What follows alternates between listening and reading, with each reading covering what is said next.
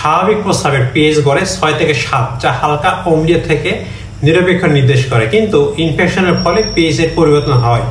প্রস্রাবের পিএইচ এর পরিবর্তন নির্ভর করে সংক্রমণ সৃষ্টিকারী ব্যাকটেরিয়ার ধরন এবং তাদের বিপাকীয় ক্রিয়ার উপর। সাধারণত ইউরিন ইনফেকশন প্রস্রাবের পিএইচকে ক্ষারীয় বা অ্যালকালাইন দিকে নিয়ে যায়, তবে কিছু ক্ষেত্রে এটি অম্লীয় বা স্বাভাবিকও থাকতে পারে। বেশিরভাগ ইনফেকশন সৃষ্টিকারী ব্যাকটেরিয়া যেমন ইকোলাই ইউএস এনজাইমের মাধ্যমে ইউরিয়াকে ভেঙে অ্যামোনিয়া এবং কার্বন ডাই অক্সাইড উৎপন্ন করে। এই অ্যামোনিয়া প্রস্রাবে দ্রবীভূত হয়ে অ্যামোনিয়াম হাইড্রোক্সাইড তৈরি করে, যা প্রস্রাবের পিএইচ বাড়িয়ে ক্ষারীয় করে। এই অ্যামোনিয়ার উপস্থিতি প্রস্রাবে দুর্গন্ধ সৃষ্টি করে। কিছু বিরল ক্ষেত্রে স্টেফাইলোকক্কাস ব্যাকটেরিয়ার আক্রমণের ফলে প্রস্রাবের পিএইচ কমে অম্লীয় অর্থাৎ 7 কম হতে পারে।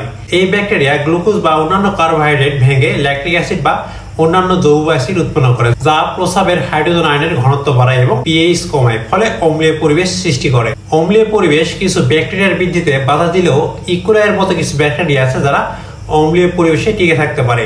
অতিরিক্ত অম্লীয় প্রস্রাব মূত্রাশয়ের আস্তরণে জ্বালা সৃষ্টি করে, যা প্রস্রাবের সময় ব্যথা বা অস্বস্তি বাড়ায়। ইউরিন ইনফেকশনের প্রাথমিক পর্যায়ে প্রস্রাবের পিএইচ স্বাভাবিক থাকতে পারে। সংক্রমণ যদি শুধু মূত্রনালীতে সীমাবদ্ধ থাকে বা ব্যাকটেরিয়ার ইউরিএস এর কার্যকারিতা কম হয়, তবে পিএইচ এর উল্লেখযোগ্য পরিবর্তন নাও হতে পারে।